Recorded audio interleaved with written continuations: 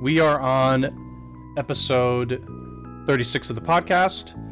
We've got not as much game news, I would say, from a quantity side, but Activision Blizzard may take up a very big chunk of today. I really have plenty of say. There's a lot of angles for it, and you can't just talk about it for 5 minutes and move on. It's a very comprehensive subject currently, and I think we could most definitely spend some time talking about it from various different angles. And there's something that we actually completely missed from last month, which has to do with Magic Legends. This is a game I played in March. I actually played the closed beta of it, so I just want to sort of put some closure on my experience with it. Was that really March? I feel like that was... Okay. I thought that was way more recently than March, but maybe I'm wrong. No, it was March. It was March because that's when I know it was March.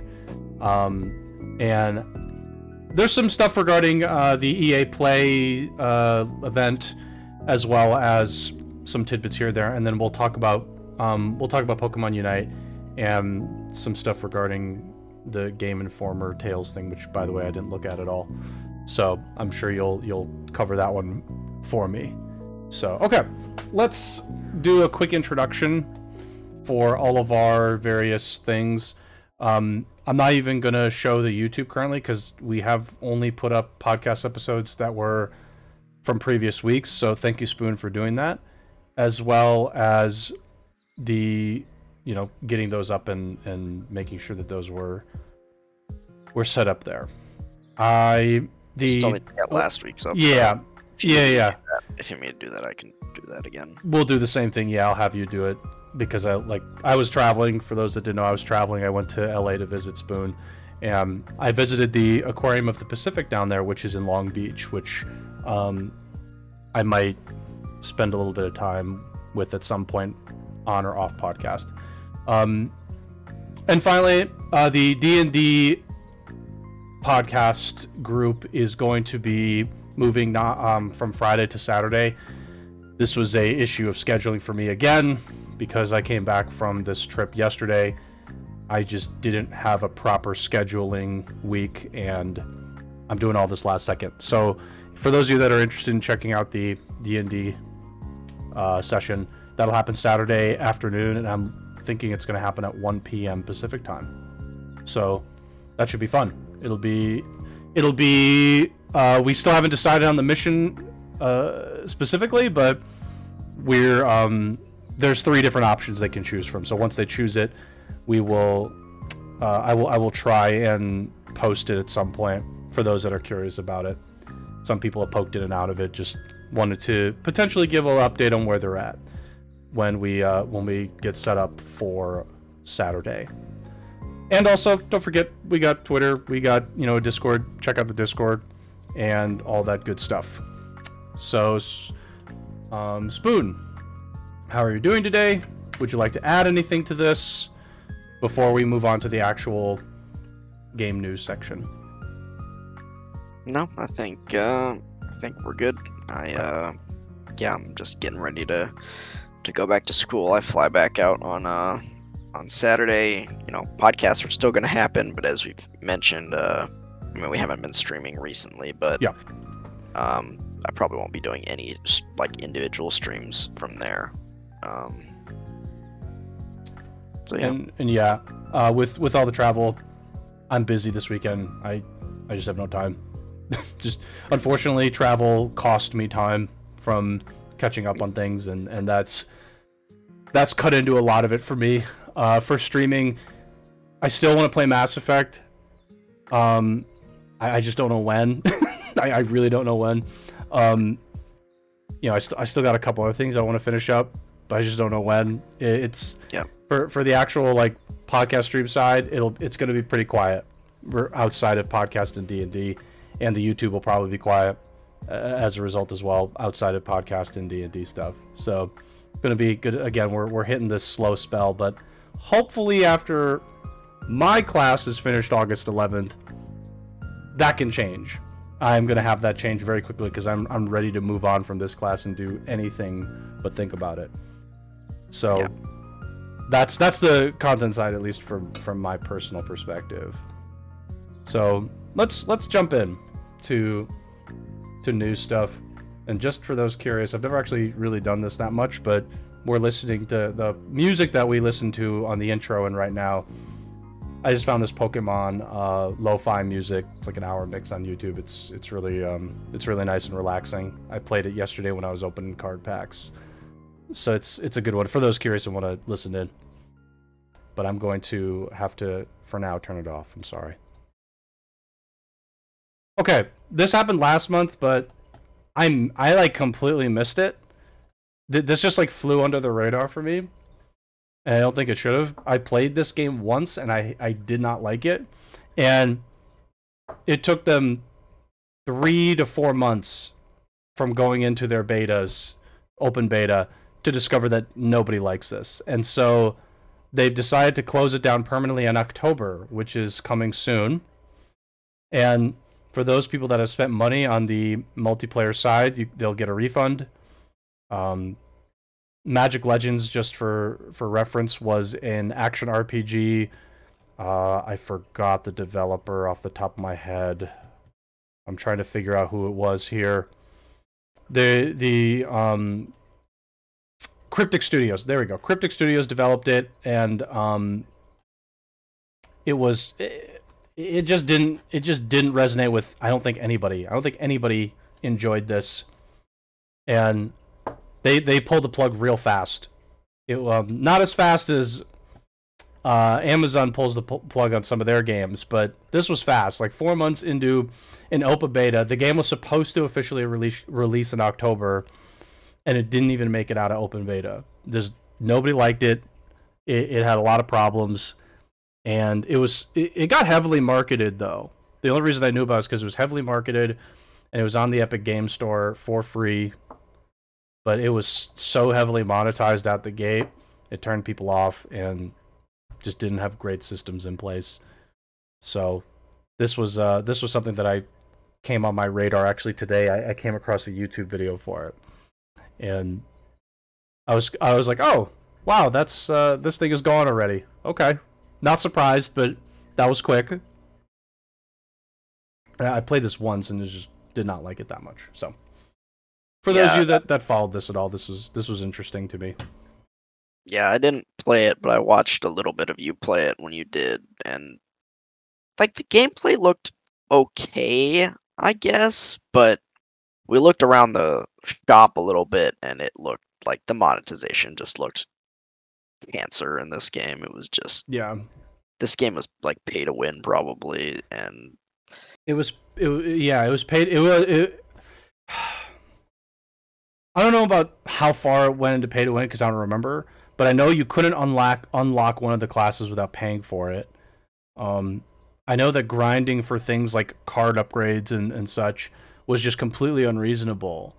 And I don't recall the pay to win aspects of it because it's an action RPG that I don't even know had PvP in it. It's hard to say if it was pay to win when there's no PvP. I guess like the pay to accelerate through the game and such though was, that was very much in the marketplace. But yeah, I don't know if there's a PvP. I actually don't even remember. Maybe if there was a PvP isn't the best term to use, but pay to have a better experience. Pay to move faster. That's pay for speed. You pay for a highway. And have access to more more cards, more spells. So that was that game just didn't even, it just completely fell off so fast. So anyway, for Call of Duty, we know nothing about Call of Duty. I just tell you that I don't follow Call of Duty much anymore. Yeah, at all. Really Call of Duty players, feel free to ask your question, but we don't really follow the recent games. At least may not have an answer for you. Yeah, we just don't follow the recent games at all. Yeah, it's already dead after a couple months. I don't think anybody liked this. I don't think anybody liked it. I think some of the reviews I saw of it were like 5 out of 10s. It's just like this wasn't enjoyable. So it's it is what it is. So yeah. Let's move to okay, this was actually from I don't even remember last week. Might have been last Thursday. I saw Blue posted it in our Discord. So we'll just quickly jump through it. This is the first time that Genshin Impact has done a crossover, I would say, into their game. I think they've done crossovers out of their game with some of their other, with MiHoYo's other series. But yeah, like Honkai. I think Honkai has Genshin characters in it now. Yeah, Honkai does, but this is the first time we've gotten an outside partnership coming into MiHoYo, and Aloy is going to be added into the game from Horizon Zero Dawn. So this is apparently a free character, though the PlayStation group will get it first. I think they get it 2 months early, or 2 weeks? Is it 2 weeks? I couldn't remember if it was 2 weeks or months. Yeah, I couldn't remember.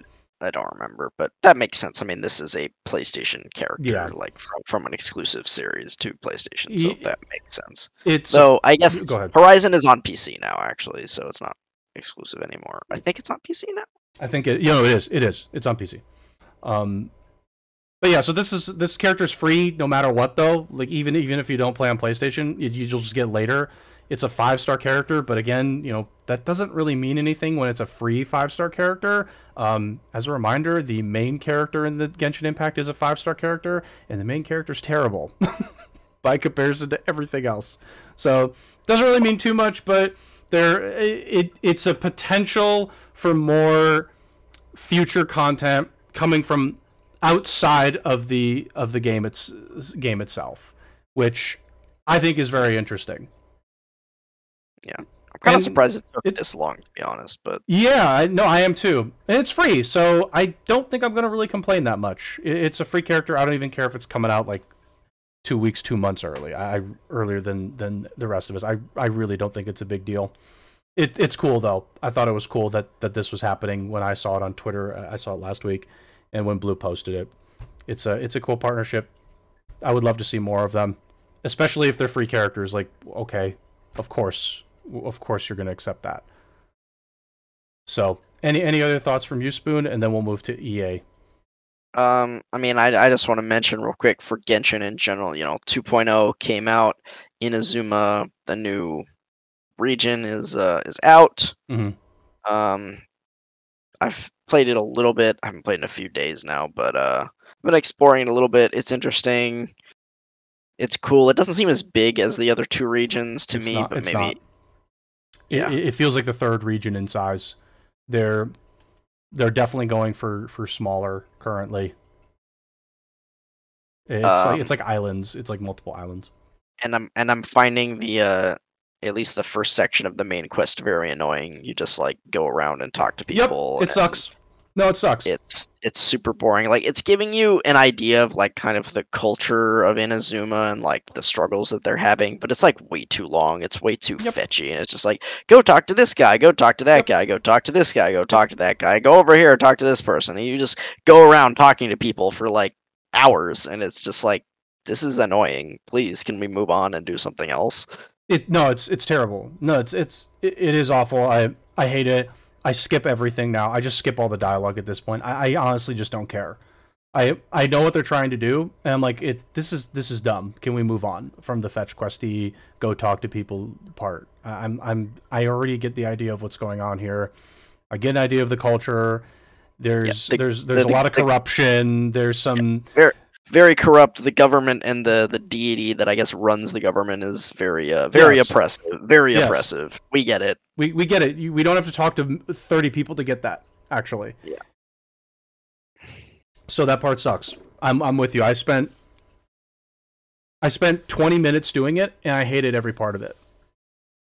Yeah, I think I've spent like a couple of hours on it so far. I am actually listening to the dialogue, and it's a lot. Yeah. Yep, it is, and I just skip it. I don't need it. This is one of those things where skipping it, you lose nothing. You lose nothing from skipping it. You gain some stuff from listening to it, I suppose, but you lose nothing. They tell you before you get there everything you need to know. Why do we need to know more of the same? It makes no sense. They already tell you through like their little like cutscene thing. They tell you about the situation in this land. They tell you that their leader is an evil person. It's a corrupt culture. We don't need to know more of that, of the same. It makes no sense. It's so pointless. But time padding. We got to pad on the time. It's time padding. I hate it. I absolutely hate it. It's just boring. So I just skip through everything. That's why. I just find it boring. So yeah, I agree. The main quest so far for Inazuma is terrible. Maybe it'll get better later, but the region itself, I think, is somewhat interesting. Like the aesthetic's cool. You have these like lightning or electro-based puzzles and stuff that are, kind of new and unique. There's a couple of new like, lightning-based or like samurai aesthetic enemies. Yes, that I agree with. I agree with you. It's nice and different, and I like that. Yeah, but it's still Genshin, so yeah. No. I like the aesthetics. I just don't like that the first 30 minutes is the same. It's just the same stuff, and it's just boring, and it just feels like stat padding. There was a couple times where like, all right, this has to be the end of like this first like segment of the main quest, and it's like, nope, go talk to more people, go do more stuff. I'm like, okay, please. No, it was dumb. I tried to listen to it for about 5 minutes, and I was like, okay, this is just the same stuff I already know. What am I doing? That's basically what the conclusion I drew. Okay. There's a Dead Space remake happening. This was leaked, and it's been confirmed. It's set to release on PS5, Series X and S, and PC. I guess it's relevant to note it's not coming to Switch, and it's not, any other system. It's just going to PS5, Xbox, and PC. Next gen and PC. Yep. I like this. I like it a lot, obviously. I like the game. I think the series is really good. They said that they were going to capture more story, which I'm nervous about, but I am really optimistic. I'm at some point in time I will be playing the new Resident Evil games, and I have one gripe with the Resident Evil games. I would much prefer the pacing of a Dead Space than a Resident Evil. And Resident Evil, like, it feels so slow, and it's trying to build this aesthetic, and I think it takes it too slow sometimes. This is so I'm very happy to get Dead Space remake back for me personally. So Spoon. Yeah, I mean, we've talked about it before when this was rumored like over a month ago, I think, pretty much this was, I don't know, it wasn't officially leaked, but all the rumors were pointing at this announcement being a Dead Space remake, and they were right. And yeah, I mean, we loved this game. We played this game with our buddies in college. Dead Space 1 and Dead Space 2 are both really good. 3 missed the mark a little bit, but both really good horror games. The first 2 Dead Space. Glad to see they're bringing it back, and hopefully if this does well enough, they will make they'll keep, either they'll remake 2 as well, or they'll just make a new game or something like that. Yeah, I would have liked to see a bit of a package deal where it's Dead Space 1 and 2. I could go without 3. I would have liked to see. I don't care what they do with 3. They can leave that in the dumpster. Yeah. 3 had a lot of weird things that not even just the aesthetic of the game. The story was really like, you basically have to kill the moon because the moon was a monster. And he's like, okay, let's go ahead and jump off this ship. I did not remember the story of 3 in the slightest. I'm gonna be honest. Like, you have to kill the moon. That is vaguely ringing a bell now. I don't remember. I really like the Dead Space series. It was a shame that it got closed, down. And this is EA Motive. It is a different, group, but they have brought back a couple folks from Visceral who were involved with the series to help with this. A good move. I think this also signals that EA is slowly coming back to this idea of let's do some single player games. You know, some of our single player games recently have done well. Maybe if we do them the right way. Not every game has to be multiplayer and inundated with microtransactions and loot boxes and all this nonsense. It's a good sign. So if you like the Dead Space series, I can't believe I'm going to say this, to be honest. I would say if you like the Dead Space series, you like horror games, give this game a shot. I don't know. You may not have to purchase it. Maybe there'll be a demo that'll come out, but give it a shot. If you support something like this because it's actually a good game, assuming it's it's good, but it's a remake. I have a hard time believing this isn't going to be good. This kind of support tells EA, hey, look, maybe give some more single player games a try. They can still make a few bucks. It's not FIFA, but it still can turn a profit. So that is I can't believe I'm saying like go support EA games like this, but this is one that I think, assuming it's remade in the style of the first game, hasn't made any negative changes. There's only positive changes I can see that could be made, actually. I think if they use more stuff from Dead Space 2, and I think like if they make Kinesis actually good, like they did in Dead Space 2, I think there's only up for this game on a remake. I'd be shocked if it went down somehow. So, and updated graphics, I imagine, because they're using their Frostbite engine. Yep. Woohoo. So, any other thoughts? I'm not going to play the trailer. It was a really I think it was a short trailer. It's a teaser. I mean, it's like a minute, but it's just like shows like a hallway and then like the way the doors look like in Dead Space, and then this image that you can see there with Isaac. I think it looks like he's at a bench. He's at a bench there or something like that. So yeah. Okay. Yeah. Yeah, the trailer again. It was like a minute long, but it was a teaser. It's a nothing burger, pretty much. So pretty much you're right. It's just like we're doing this. I'm excited though. I'm hopeful. I like the Dead Space series. More of it coming back is great. And I think they saw what the Resident Evil is having success, and they're like, okay, maybe we can try again. Okay. I saw this article here, and I'm gonna be honest. I saw some videos on this too with the Alienware PC ban regarding specifically California. Actually, a lot of people use this opportunity to clickbait the shit out of you. Let's relax a little bit. So, this is for California, Colorado, Hawaii, Oregon, Vermont, and Washington. The specific issue has to do with the power required to actually use this system. So they I will read a quote if it's okay. While our most powerful gaming systems are available in all 50 states, it is accurate that select configurations of specific versions of this, and I'll zoom in, aren't shipping to certain states due to the recent California Energy Commission Tier 2 regulations that went into effect July 1st, 2021. And people took the opportunity to clickbait this hard. They're like, oh, these states hate gamers. It's not it.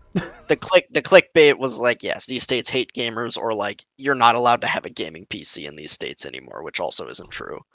It's just not true. If you were duped into that clickbait, you have only yourself to blame. I personally don't find this to be a big deal.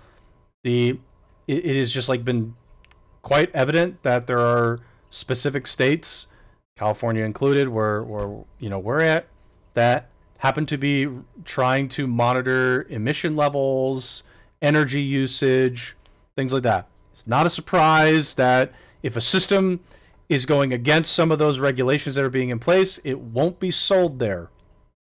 So, and I assume these like models and configurations have like just super high power sources and super high power requirements compared to some of the others. That would be my guess. And notice how it's only really Alienware right now. Nobody say anything else about some other hardware brands. Intel or... Right. It's just Alienware currently. So please don't be clickbaited. Yes, there are some systems that won't be sold in those states. Oh no.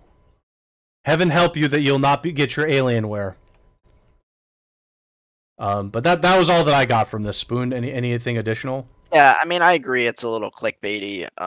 In terms of that, you know, people are definitely like falling, you know, for this. Like, oh my God, you know, we're not allowed to, like, California hates gamers. We're not allowed to play games or have a good strong gaming PC. Like, again, that's not true.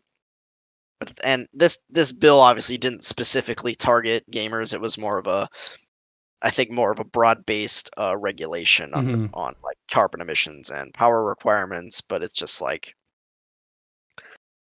to me, it's like targeting like consumers and gaming seems like super out of touch, because it's not like your individual like consumer is the problem. It's Right. you know, it's huge like corporations and, you know, like Amazon and such that like put out like 80 to 90% of like emissions. It's like, I don't know. I just don't like the ads in these regulations that like put it on you. It's like, do your part, you know, it's like, it's not our fault. Like, it's and obviously everyone should do their part. I'm not saying they shouldn't, but most of the emissions don't come from the average everyday person. Of course, compared to a company, of course not. That's like it's a silly comparison. But yeah, I mean, of course, it's gonna be silly to say that, you know, advertising pandering to the consumer side is it's a little silly, considering certain types of businesses are causing more problems than others, and far more than people would. That being said, my response is, who controls the ads? And there's the answer. The companies do. There you go. Okay. The next thing we got here is Blizzard. Now, obviously we could talk about this topic in particular. I think I'm confident in saying that you could spend hours on this. There's a lot of stuff here. So the background, I'm going to make the background short, and then, you know, we can sort of go back and forth on all these different things. The background is the state of California is suing Activision Blizzard over a 2-year investigation that had found discrimination against female employees. They say female employees, but I'm also going to add employees of color. And the result of this is due to a, as they put it, frat boy culture and sexual harassment, unequal pay. It says, and retaliation here. I think retaliation's a bit vague. That will come in many forms, I imagine. So that's the background of this. Again, keeping it short. So there's some extra stuff here that I will add on to this that is in this article in particular from Bloomberg Law. Female employees make up around 20% of the Activision workforce, which is significant considering their workforce is like 9,000 employees. So that's a good number right there. That's a healthy number. And they are subjected to pervasive frat boy workplace culture, including cube crawls, in which male employees drink copious amounts of alcohol as they crawl their way through various cubicles in the office and often engage in inappropriate behavior toward female employees.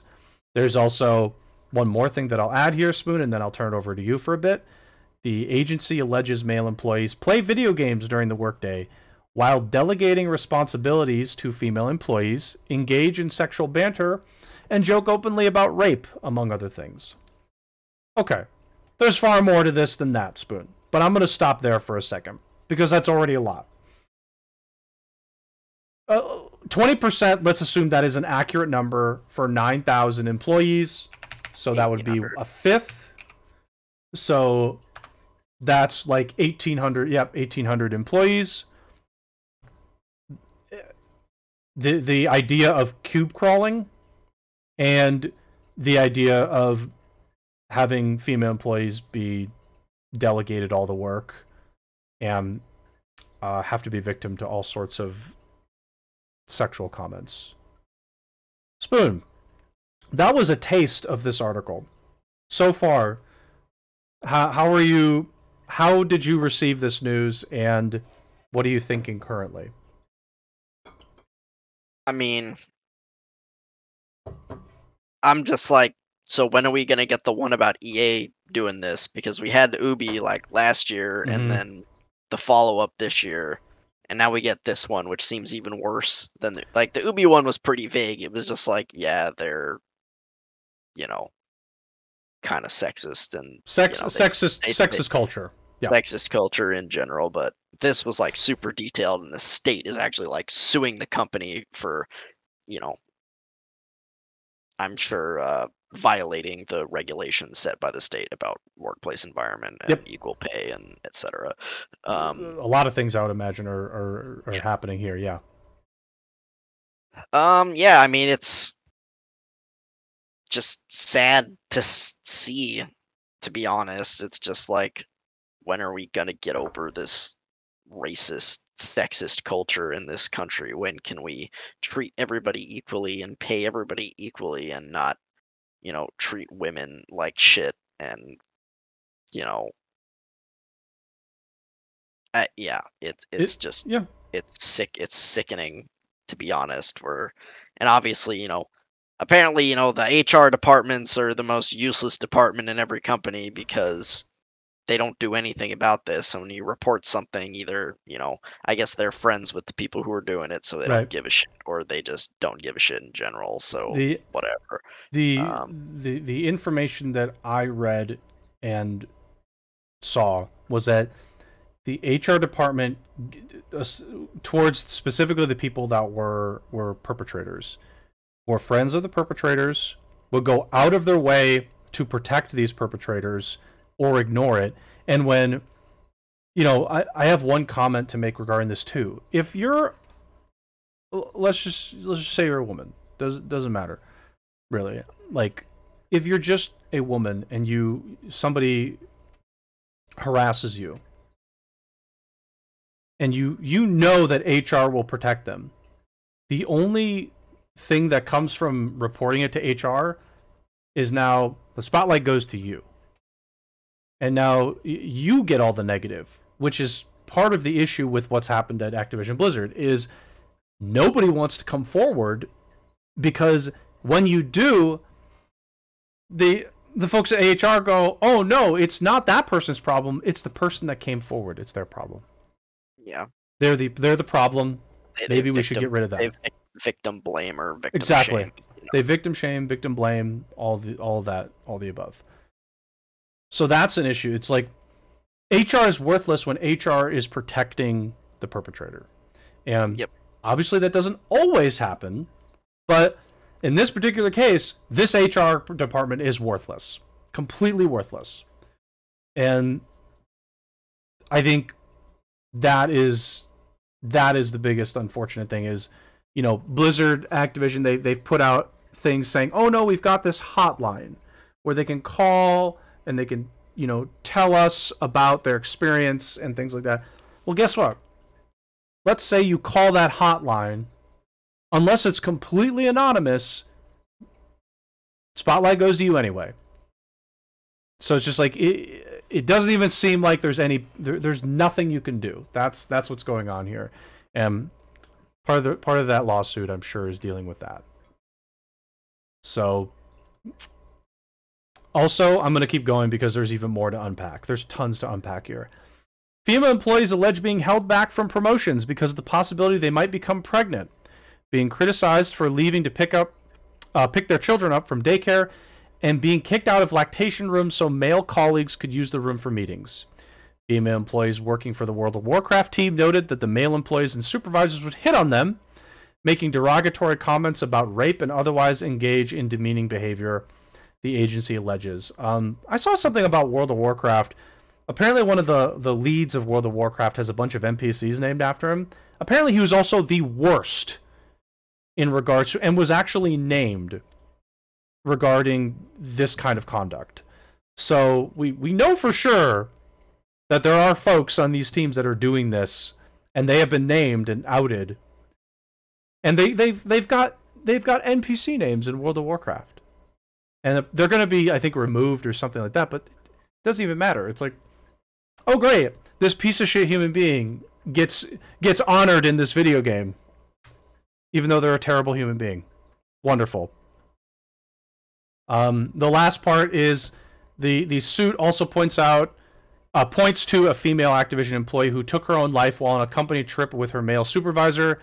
The employee had been subjected to intense sexual harassment prior to her death, including having nude photos passed around at a company holiday party. The complaint says, there have been several responses from Blizzard. Spoon, have you seen some of the Blizzard responses? I should say Activision Blizzard responses.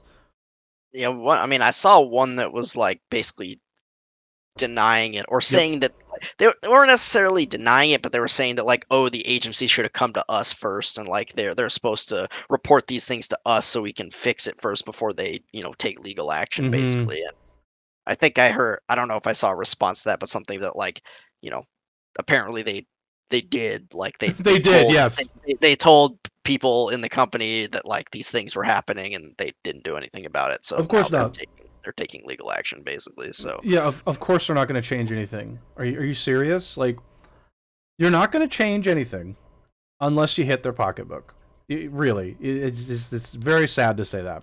And you know what? There are cases where that doesn't need to be required, and I'm happy when things get resolved quickly and people are rational and logical. But Activision Blizzard doesn't seem that way based on everything we know, especially now. Why would they change anything? Why would they change it? You're just gonna tell them, oh, you're being mean, or you're harassing. You got to stop some of your employees from harassing people. Are you gonna fine us? No. Okay, I'm not gonna change anything. Why would they? They have no reason to. And they're going to tell they're going to tell HR. You mean the HR people that are friends with these guys? Okay, yeah, that's going to work. That's totally going to work. It's just like you're too much hope there for something like that. Yeah, and I saw J. Allen Brack wrote an email to all of Blizzard basically saying that they don't accept it, and that basically accept that it was going on, but he condemns the behavior, etc., etc. Pretty typical. There's zero chance he didn't know this was happening. There's just zero. If he didn't know it was happening, he's a terrible leader. He's the worst leader. Yeah. And I didn't read it, but I saw that Mike Morhaime, the original leader of Blizzard, said something, and I think I saw recently within the last couple of days, Bobby Kotick came out and said something, but I didn't see what he said exactly. I'd be curious to see what he said. Actually, I didn't even know that. I had seen that some other Activision folks had come forward and be like, no, these are misleading or something like that, which is just, oh my god, it's just completely disrespectful. But and then they had the walkout, which they had the walkout yesterday. That was yesterday, yeah. And Activision was like, we'll give you paid time off to do a walkout. And I was like, oh, they did the bare minimum there. Good job. You did the bare minimum. I saw some stuff on Twitter actually that was basically they're not. I don't remember exactly how it was, but basically when someone does something like that, they're not allowed to ask for exactly who did that and stuff like that, but basically the paid time off thing, at least they thought was a ploy to get people on a list, basically oh, you participated in this, thanks. Yeah, I mean, paid time off for it.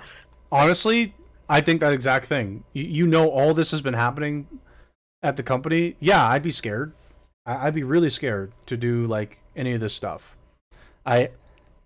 I do think it's good for the employees to be doing this, particularly ones that are not involved in this kind of behavior, and and showing some level of support that they can. I think that's a good thing. And I would be scared. That's the reason why like an Activision Blizzard hotline would not work, because the stuff's already happening. You know, HR is completely worthless. Like, what's the point of the hotline? The point of the hotline would be then just to get your name on a list, and then it all comes back to you. So it's just, if HR actually knew, like, was doing proper work, then that hotline would have a very positive purpose. But in this case, it would never have a good purpose. I'm curious to see what, like, the agent, it says the agency seeks an injunction forcing compliance with workplace protections as well as unpaid wages, pay adjustments, back pay, and lost wages and benefits for female employees. I have no idea what that number is going to look like. I hope it's very big. I hope it's really big. I hope it's a huge number that completely. I mean, yeah, I'm hoping to see this lawsuit succeed, and Activision to get actually slammed by this. I hope so. I really do. I hope all those people who had to deal with the harassment and more, they get what they deserve. And the people who are doing it get what they deserve as well, and that is. Oh yeah. I mean, I guess they could just be fired. That's about it. The first thing, you fire them. But you also you kind of blacklist them too. Yeah, you would. You do. You immediately blacklist them. You say, okay, you're that person. Then that person will more than likely never get a job in the industry again. Yeah. So that's just it's really unfortunate. There was more to this, by the way, this story to unpack. There, a lot of people. One thing I think I want to add, and I'm curious about your comment with, because I don't know if you've seen it, is there have been a lot of Twitch streams, in particular, content creators that have been, I don't know about harassed as the right term. I'm sure it has been to some degree, but a lot of their viewers and things like that have been asking why they're still playing the Activision Blizzard games, and some have come forward and during the walkout stopped playing, which I think is the right thing to do. But some have also come forward and said, well, it's, we're playing these games, in some cases, our job. We can't just move to another game, unfortunately.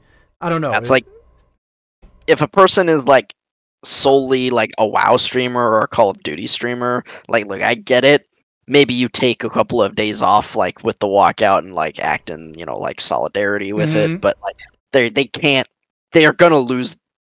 Like, at some point, they're going to lose their livelihood if they, like, try to change games or drop it entirely. Like, if someone is solely, like, a WoW streamer or a Call of Duty streamer, any of the Blizzard games, like Overwatch, like, any of those games, what are they going to do? Like, I don't know. Like, Twitch or YouTube, it's like they can't just, like, pivot their entire channel to something else. I think that would be really difficult. It would, and it's not always reasonable. Yeah. And I can't speak for them, because it wouldn't be fair at all. It's just like, I'm not in their shoes. I'm not going to speak for them. At first I thought, okay, maybe you should just like potentially like slowly integrate somewhere else that's relatively similar. I don't know.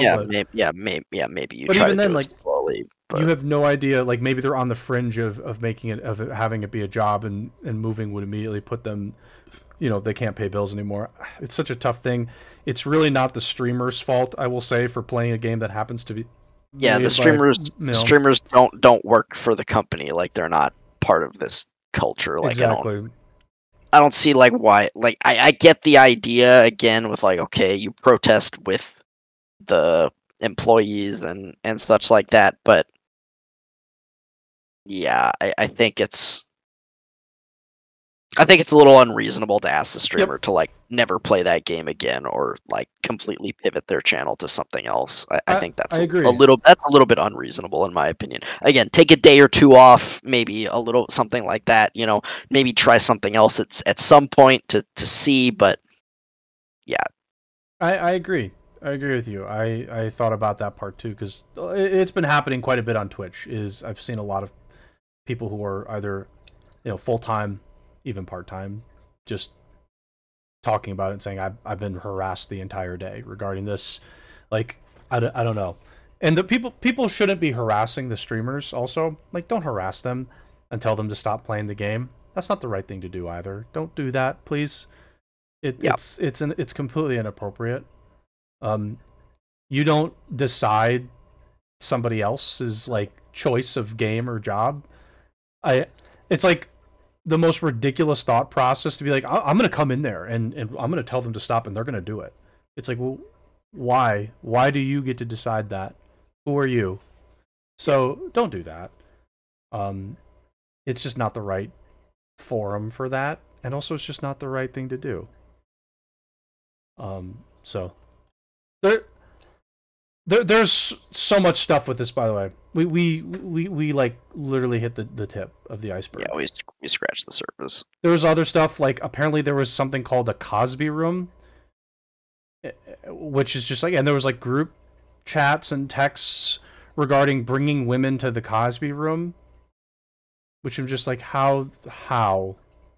I mean, it's called the Cosby Room. That should tell you everything you need to exactly. know. I'm just like, oh my god, it's just like the worst possible thing you could ever read, and it's horrible. So, Spoon, do you have any additional thoughts to add to this? I don't know if I have anything else to say. It's just sad.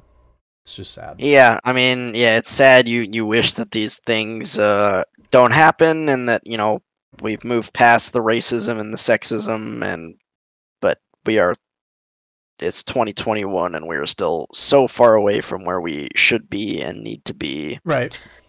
Of everyone treating each other, respectfully and like a human being instead of, an object or a piece of garbage or whatever else.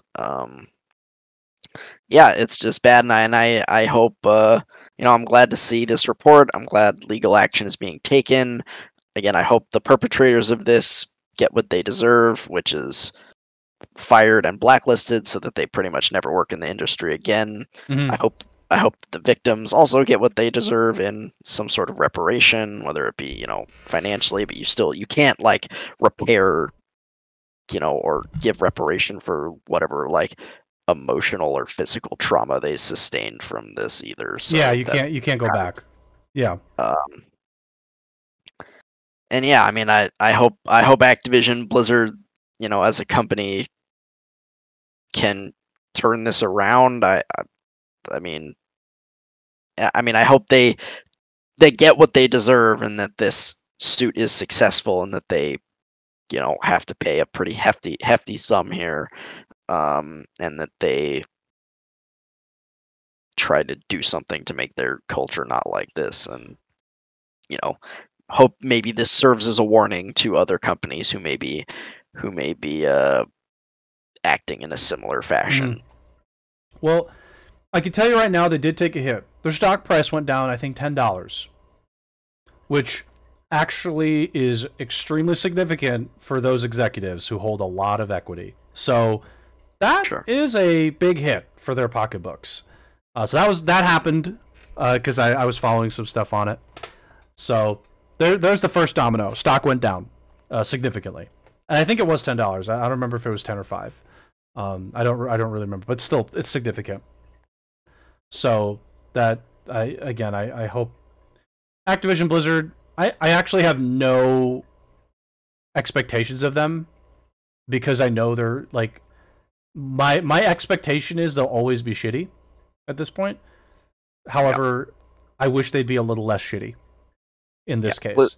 Blizzard, which used to be like, in my opinion, like one of my favorite game companies, if not my favorite game company, and like the pinnacle of quality and like an amazing game company, is just completely in the dumpster now and completely overshadowed by the Activision umbrella.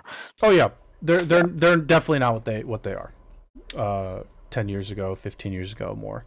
It's just not there anymore. And I wouldn't expect anything from them either. I just don't have any expectations of them.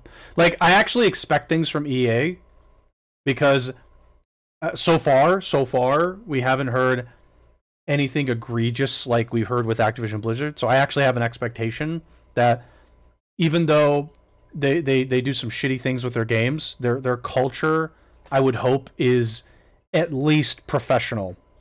That's what I hope. I have zero expectations of Activision Blizzard at this point. I have zero.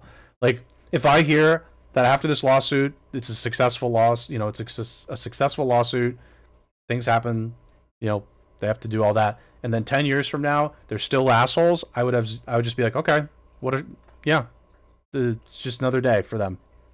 So, they're just, yeah, it just seems like a terrible place. It's just all around terrible place. So, okay, Spoon, are you ready to move on to not Activision Blizzard terrible culture and actually talk about some recent and upcoming games? Yep. Okay. First one you have on your list here is Pokemon Unite. Would you like to talk about it?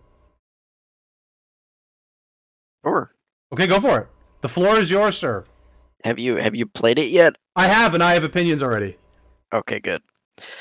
So Pokemon Unite came out last week. I think it came out on Wednesday, the day we did the podcast, and I mentioned it briefly, but I hadn't had time to play it very much, if at all, at that point.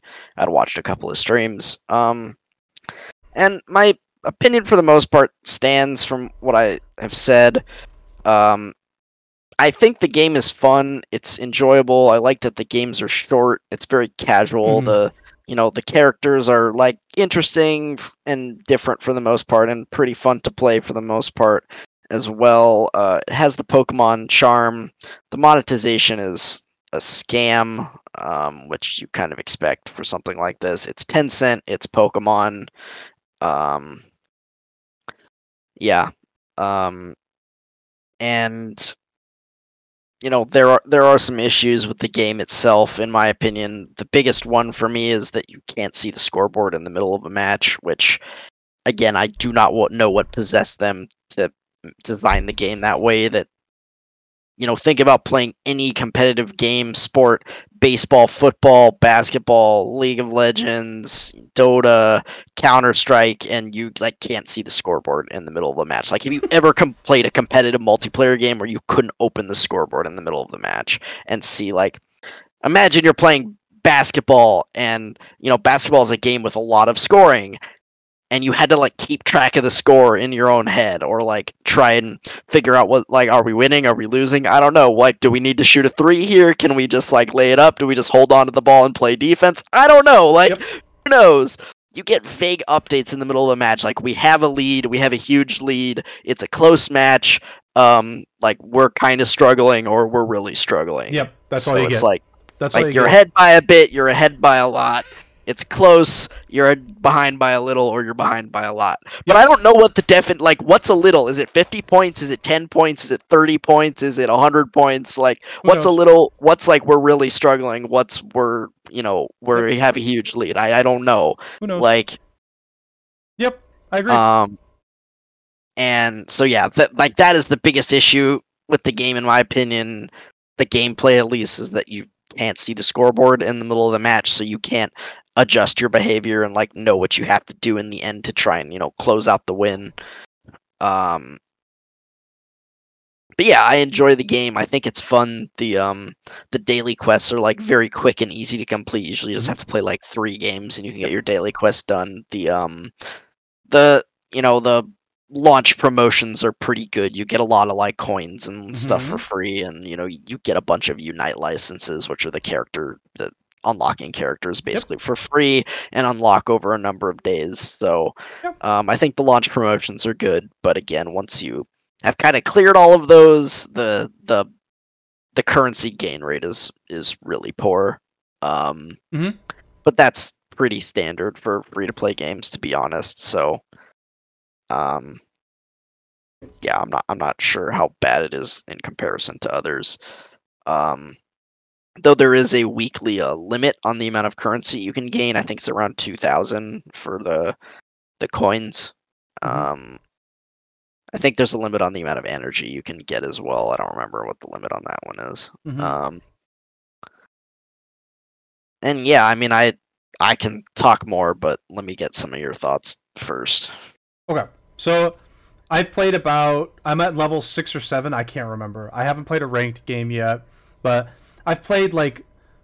At that point, you play like 10 games, close to 10 games, I think. So at this point, I've formulated a low-level opinion on non-ranked, and you need to be level like 6 or 7 to play ranked in the first place. Yeah, anyways. so I could now.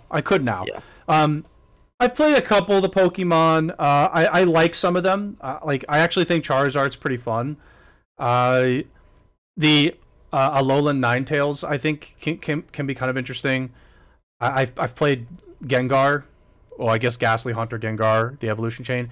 I think this game's evolution chain level ups are fantastic. I actually think that's like a perfect implementation into this MOBA game. I'm actually really glad that like you don't just play as Gengar from the start. You got to like level up, and when you level up the Pokemon, it gets stronger. And I like the idea. I'm sorry. Go ahead.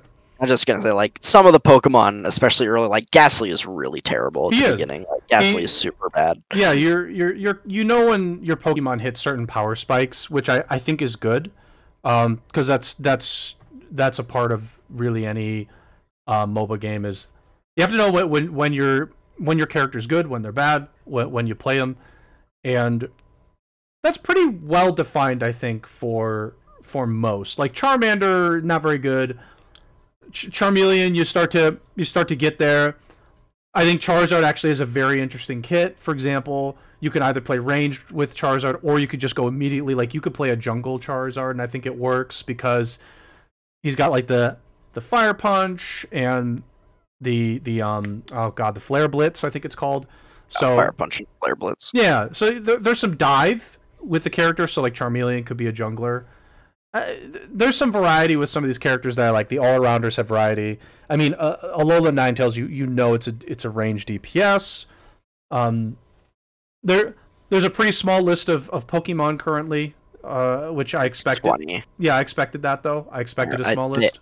They added Gardevoir, so I think it's 21 now. But yeah, I expected that small list though. My point is, I expected a small list. I didn't expect 100. So. Yeah, there's a really huge. There. I mean, that I think Heroes of the Storm when it came out had like 20 to 30 to be honest. So. Yeah, no, I have no complaint with it. That's totally fine. I think you start with a small list and you build up, and that's normal. You don't want to start with 100 because you can't balance 100. That being said, this game is not balanced well at all. It's a not very well balanced game for me. I hate the fact that Gengar exists. I think his kit is so bad for the game, but yeah, I agree. It's a horrible kit for the game. Gengar's busted. Zorora, I don't even remember his name. I really don't care to. Yeah, I say Zorora, but it's like Zeraora or something. Zeraora. Like that. Okay, let's go with Zeraora. Zeraora is, I don't like him for the game. I don't like characters that can take you from 100 to 20 in a combo. Or 0. I really don't like that. I think that's just terrible for MOBAs. Zoe comes to mind for League of Legends. Zoe can take you from 100 to almost 0 instantly. It's not good. It's not a good mechanic. It's just not fun. It's like, okay, I'm Alola Ninetales. Here I go, walking around. Oh, here's Gengar. I'm dead. He. It's a very bad kit. They need to adjust the resets on the hex. You can't use it 3 times, game. It's like you could even use it twice and escape with it. It's just ridiculous. It's like there's no punishment. So bad kit. There's some bad kits in this game, but I think that happens in every MOBA. Yeah, so I'm not going to be harsh. They call them the speedster or something like that, but they're the assassin characters. They are the most problematic for the game. Gengar, Zorora, and we haven't seen him that much, but Absol falls into that category as well, where he just jumps. Yeah, he just jumps in and one-shots you basically, and which is stupid. That's it. I hate that. It's so dumb. Gengar doesn't one-shot you, but if he gets his resets, he one-shots you. He one-shots you. He just mashes the hex button and. Yeah, I mean, I think for me, Absol and Zorora are a little more reasonable because, they jump in, but then, if you have a tank with you, they can, you can CC them, you can get away in, some way. There are things if Zorora uses his ult on you, you're dead. He just one-shots you and you're dead. Yeah, sure. But Gengar, for me, he just, if he hits you with Sludge Bomb and then goes in with Hex, he's like untargetable. He teleports on you, and like unless you time your CC or your flash out or think very specifically, like you're dead. And he killed. Oh like yeah, and for me, Gengar is the worst by far. Yeah. And he's like, it's like Gengar's free week right now, so everyone's playing Gengar, and it's cancer. Yeah, no, it's I hate Gengar. I hate Gengar so much. He's my least favorite like character in the game. I think it's bullshit. It's not healthy. It's not healthy for the game. What's going to happen is every game's just going to have Gengar, and it's going to be super boring. I'm just going to be bored out of my mind.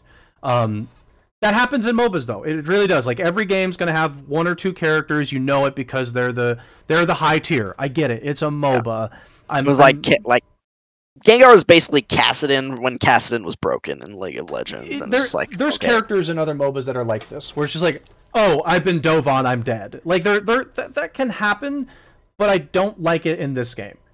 For other games too. Like I just don't like it in this game because there's just something about it. It's like it's too fast, it's too strong, it's too easy.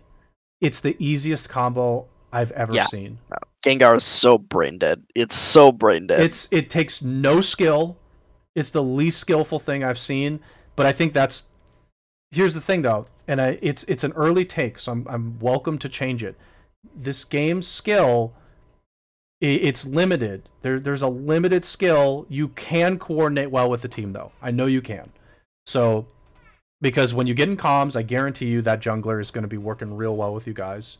And that's you need ganks in this game. Like you need it because there's no minions. So pushing lanes, it's not realistic unless there's like a huge mistake on one side. But I think there's some interesting things that can exist in this game, and I'm interested to try more. That being said, this is the worst MOBA I've ever played. This is the worst MOBA I've ever played. I can't fathom the decision to not put a scoreboard in this game. I saw somebody too in like a comment, I won't say where and I won't say who, but they were like, where's the scoreboard? And then they told them about it's a big lead. They're like, oh, I guess that's okay. No, it's not. How come when Pokemon is on something, it's okay? It's like, oh, it's shitty. Yeah, but it's Pokemon, so it's okay. It's not okay. Like that is a core feature in a competitive game, to see the scoreboard. How is that not a core feature in this game? It baffles me. Yeah, it is bad. I agree. As I said, it's baffling. I do not know. The only thing I can think of is like they don't want people surrendering if they're like way behind in the game. But the games are only 10 minutes anyways. Like who cares if people surrender? They want to surrender, they surrender. Like I've had people surrender games 5 minutes in. They're just like, yeah, we're getting crushed. They're fountain farming us at 5 minutes. Like, okay, we're just gonna leave and go next. Point, it's fine. Like I haven't had a fountain rush happen yet at the like 5 minute mark, but I have had a team surrender.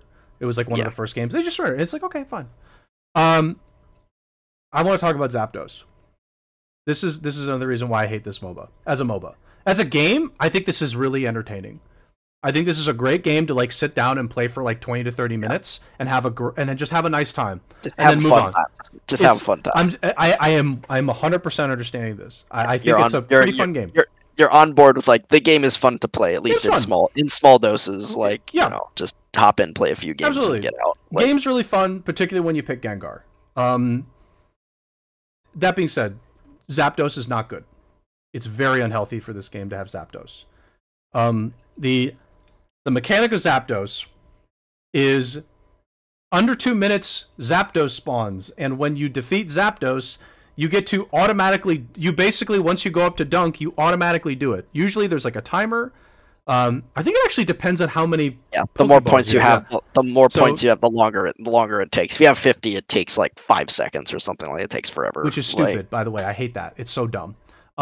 It's so punishing. I'm like, what the fuck? I earned this. Why are you punishing me for earning this? I've seen characters I've killed, ran up to it, spawned, and tried to kill me immediately, and I'm like, what the fuck is this? What is this? I actually did get pissed off too.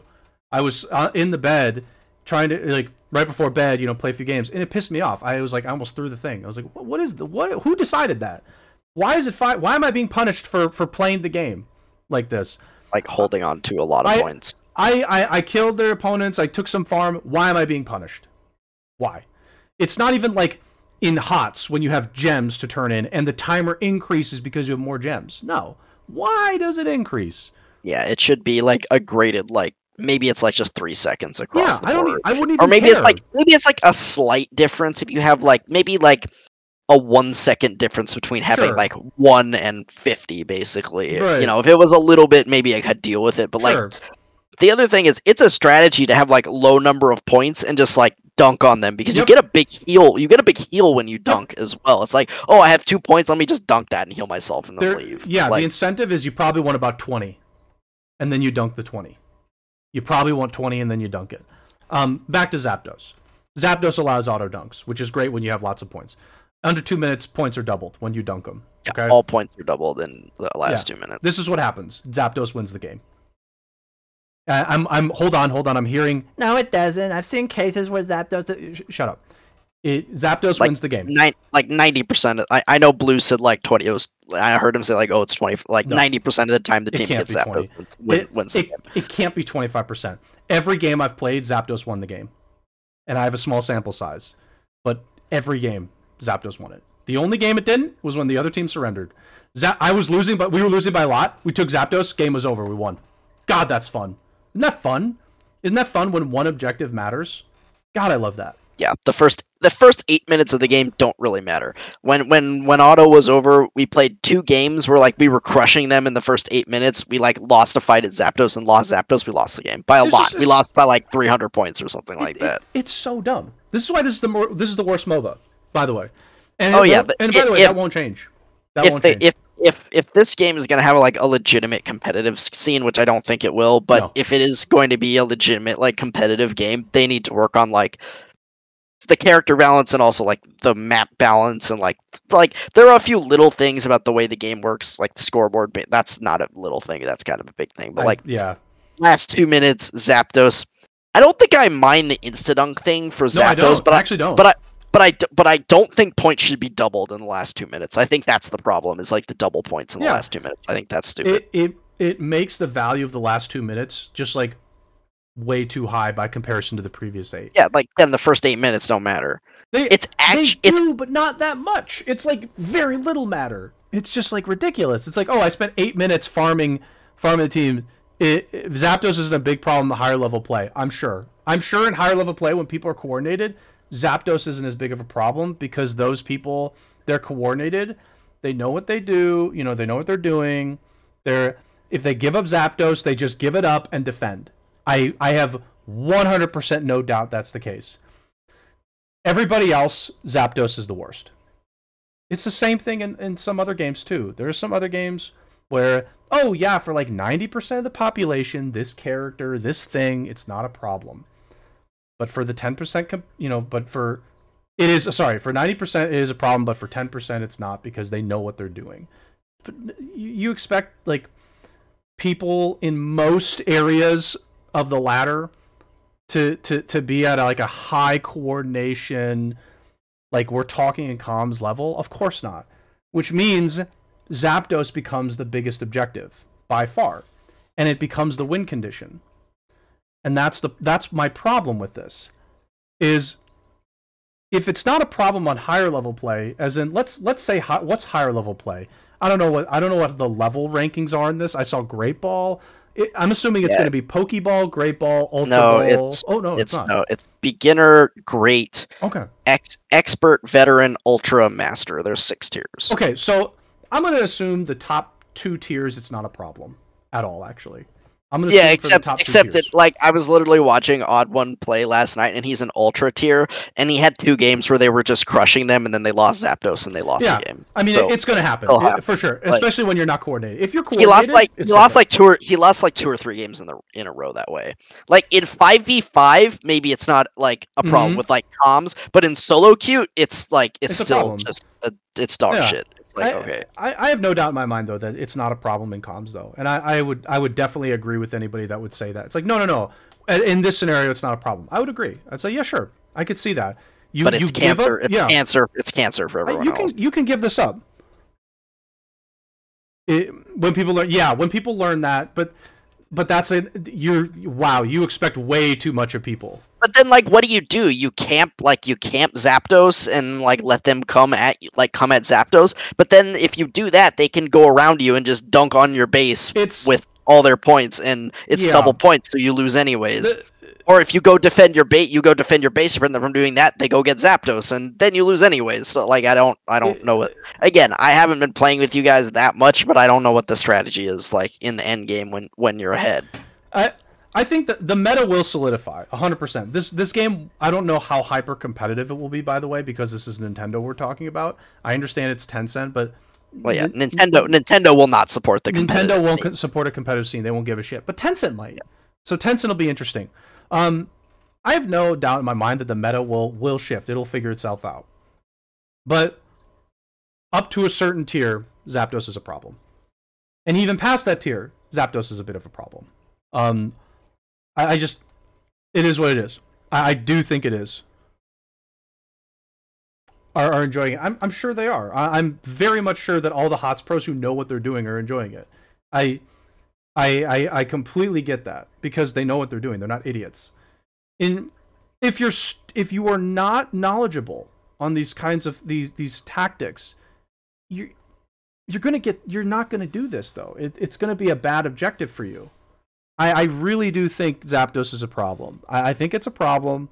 I think it needs to be addressed in some way, shape, or form. Or a new map needs to come out, and Zapdos isn't always there. I think a new map should come out with another objective or something like that. I'd be very much on board with this. With like rotating maps with different objectives. I would love that. The other thing that I find as like a big issue with the game design in general is the way like respawn timers work. Respawn timers, like the way it works, it doesn't really depend. I think it slightly depends on how much time is left in the game, but also depends on how well you're doing. If you're feeding, you get like a 3-second respawn timer, and you just come back fucking instantly. It's their comeback mechanic. And if you haven't died the whole game and you die like around Zapdos, you have a 30-second respawn timer, and it's like, okay, great, like we lost. Yeah, which means you lost because you lost to Zapdos. That's the other thing. Like if your team is ahead, if you're crushing them and you lose a fight at Zapdos, you lose the game because your whole team has super long respawn timers and like they get Zapdos. If you're winning and you like camp Zapdos and you wait for them to come and you kill them when they come. We had a game yesterday where we killed like was that yesterday or 2 days ago when you were here? We killed like 2 or 3 of them at Zapdos, and they were able to respawn while we were killing Zapdos. And it was like, okay, cool. Like, I literally killed this guy. I killed this guy, and he was able to respawn and come back and steal Zapdos. Yeah. Like, all right, good shit, dude. Like, it's their comeback mechanic. I'm not saying I agree with or disagree. It's not a good comeback mechanic at all. It's frustrating when somebody can die and then immediately snipe the Zapdos when they come back. It's like, okay. Like, if you die, in my opinion, if you die under 2 minutes when Zapdos is there, like, whether you're ahead or behind, you need to be punished for it. You should respawn like 15 seconds minimum.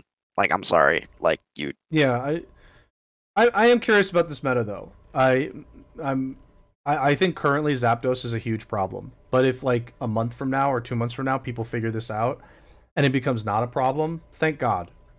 Or they come up with just like maybe a map or two and like it rotates. I'm actually okay. If that happens, I'd be more okay with it because it's not like you're getting the same map over and over again. But when you're getting the same map over and over again and you're constantly like, okay, where's Zapdos? When's it coming? And like the objective no longer becomes the normal game. It's just like who's going to get Zapdos. In most MMRs, that's going to happen. And I hope that there's a new map at some point that shifts that.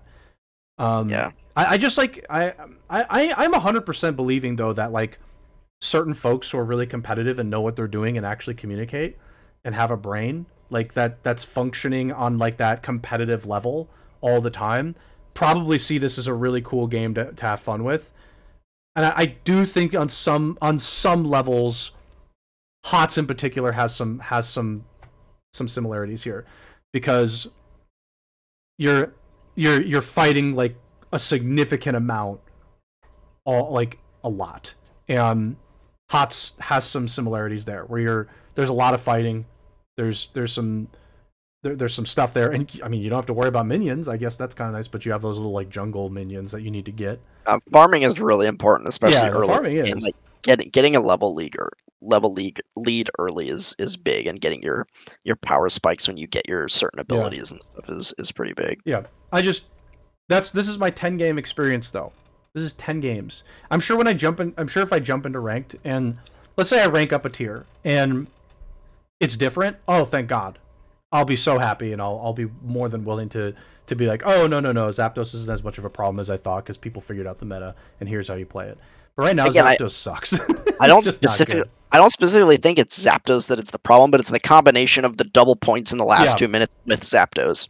If they and the the way the respawn timers work. I think those are the three biggest issues in the game right now. I'd like to see them change all three, but if I were to ask them to change one, if they could change one of them, it would be the double points in the last 2 minutes. Just don't have double points in the last 2 minutes. I think like it's not a good mechanic. It's just like the first 8 minutes of the game don't matter. Yeah. Another thing they could do is maybe it's double points in the last 2 minutes, but only on the last goal ring, like in their base, because it's actually a disadvantage that like if you're crushing them and like your outer goal rings are still active, it's so easy to score on those and get double points in the last 2 minutes because they're so far away from. They're way harder to defend than the other goal rings. Of course. Like make it like a graded system where like the outer is still like single, maybe the inner is like 1.5 and the big goal ring at the base is double. Like again, some like tweaks like that I think would make it a lot more reasonable, because like again it's like a big disadvantage for your team if your outer goal rings, because you're crushing them throughout the game and your outer goal rings are still alive and they're able to get double points on those. It's just crazy. Yeah. It's like, okay. I'm with you. If they did make the change, obviously I'm not opposed to it. I just want to see like I will jump into ranked. I think this is not a good MOBA, but it's a fun game. So I enjoy it for what it is. I just like I'm playing it and I'm like I'd rather play HOTS. I also, like, I gotta be this guy. I freaking hate playing a MOBA on a controller. Oh, God, it sucks. It is so... I can't wait for this to be on phones and then get emulated and the meta just get absolutely cracked from PC players just absolutely annihilating people. I don't know. The auto-aim is pretty freaking powerful on a controller. The auto-aim is powerful, but at a certain level... people are going to prefer it not to be that way. Yeah, because there's a tactic. Playing with the keyboard and mouse is way more. Oh, they're just going to freaking annihilate people, and like not everybody, but it's going to be a significant advantage to throw keyboard and mouse folks against Switch folks, and I'm curious to see how they address that if they try and put this on mobile, because it's going to get emulated like day one. It's going to get emulated. Yeah. Unless they like work their asses off to make sure that it never gets an emulation set up, which they should, in my opinion. I mean, they'll probably try, but they will. Please, they won't succeed. Like, I just like that's going to be a huge issue too. I'm curious to see how they deal with once emulators are on. I don't know. Like, I feel like if a keyboard mouse player is against me and we're on the same skill level, which currently is low, because I'm still figuring this thing out. I'm just going to get annihilated by a keyboard mouse person. Because, like, I still do the thing where, like, I auto-attack and I think I'm playing a keyboard mouse and I auto-attack and my character's turned this way. And so they fire that way. And I'm like, God damn it. I, like, turned the character around, auto-attacked that direction away from the enemy. And I'm like, fuck. Because I'm not used to it. I'm not used to actually, like, having to physically face that direction to auto-attack. It probably doesn't make sense for some people, but like in HOTS, I could turn around, click, and immediately turn back in auto. That's what I mean. Yeah. But in this, like I have to turn the joystick. I gotta actually make sure to flip it because it's a little bit different than actually keyboard mousing it, where I can like click and it'll auto turn, and it's a weird thing to think about when I explain it. But yeah, I think as a MOBA, I don't like the MOBA of this, but I like the game, so I'm still gonna keep playing it. But I think the MOBA side of this, I just have problems with it. Yeah, the competitive the competitive balance of the game, and not just in the character balance, but like the way the game is designed is just like an issue. Okay. The biggest ones obviously is being not being able to see the scoreboard, and then like the last 2 minutes issues that we've been talking about. Yeah. There's one other thing I want to address on this. This game is pay to win. Okay. Yeah. I have a question. How come nobody is just like completely up in arms like Battlefront? How come nobody cares as much as I thought they would? Like, I've seen some articles.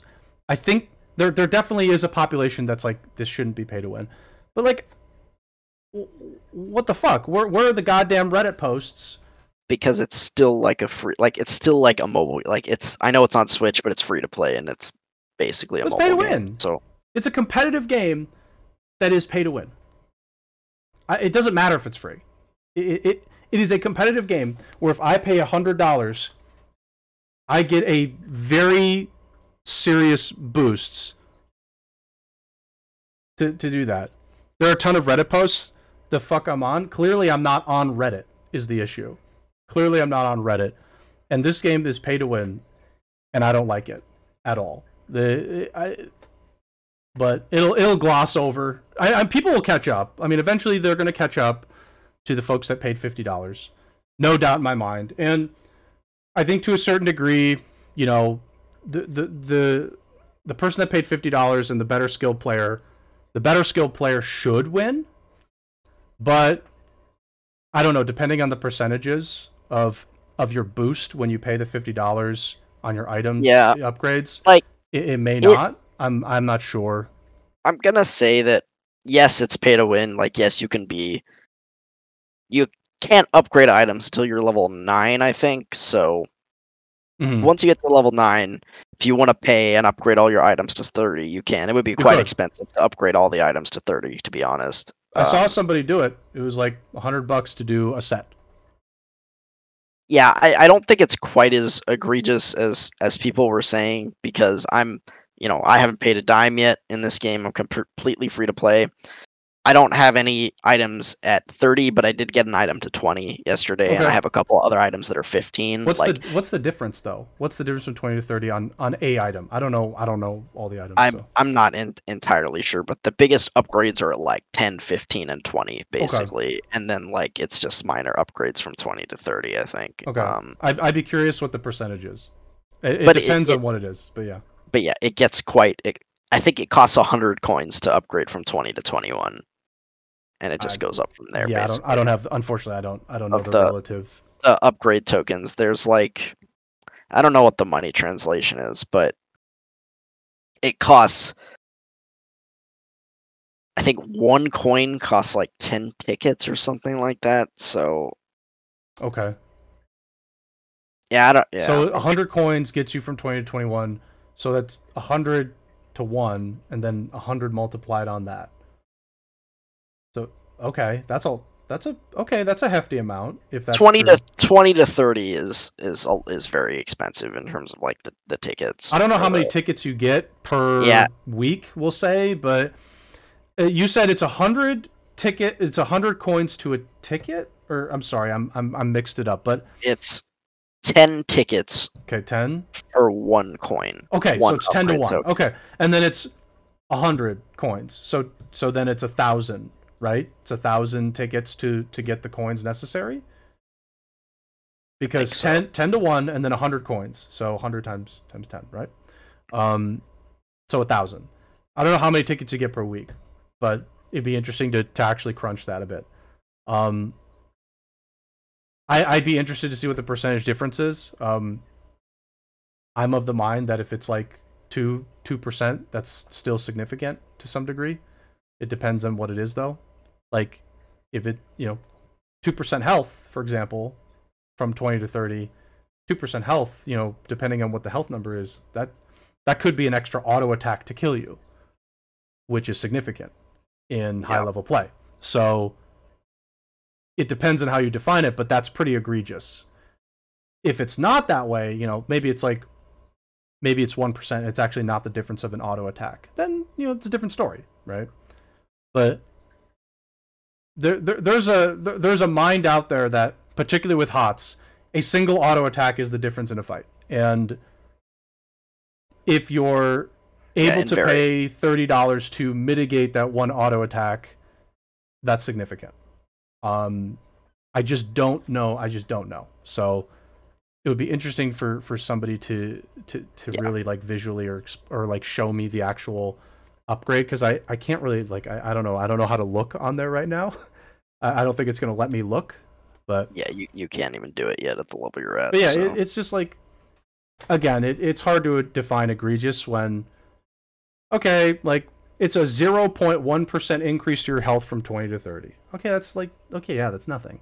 But it's more than that. Yeah, of course it is. But my point, my point at this point is, depends. 1% is a big deal if it prevents an auto from killing you from 20 to 30. That's a big deal. If you're doing a 1v1 fight, a single auto could define the fight. So that's where the pay to win side becomes a problem. Yeah, I mean, if it dilutes the competitive integrity somewhere along the line because somebody was not willing or able to pay $40 and it takes a really long time for them to grind, that's where the problem is. If it's like, but if it's so negligible, like again a 0.01%, which it's not, it's different. It's like, okay, sure. Then at that point, it's like, well, you wouldn't even do 20 to 30. He's like, it's not even fucking worth it. At the free to play level, you're not gonna do like past 20 basically until you have like a bunch of items at 20 already. Like, yeah, I'm sure it's too many tokens to upgrade it another level. Yeah, I'm sure, and I still think the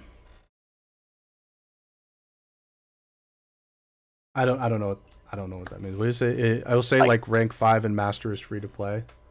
Okay. Like the 5th best player in master tier, basically. So like the 5th best player in the world, basically. Yeah. Okay, they're free to play. Yeah, I'm not sure that destroys the point I made, but it's good to know that free to play is viable. It's viable when you consider a certain skill level.